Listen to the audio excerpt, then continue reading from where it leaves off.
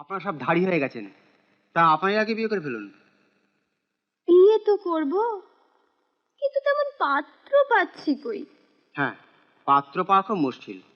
তবে আপনার পোশাক দেখে তো বোঝবার উপায় নেই আপনি পাত্র না পাত্রী। তবু একটু খোঁজ করুন, পেয়ে যাবেন।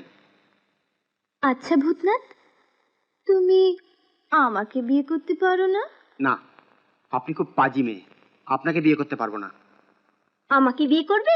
না, আপনার নাকটা কেমন বোঁচা। আমাদের বাড়ি গাড়ি সব আছে, তবু আমাকে বিয়ে করবে না? না, আপনাকে আমার পছন্দ না।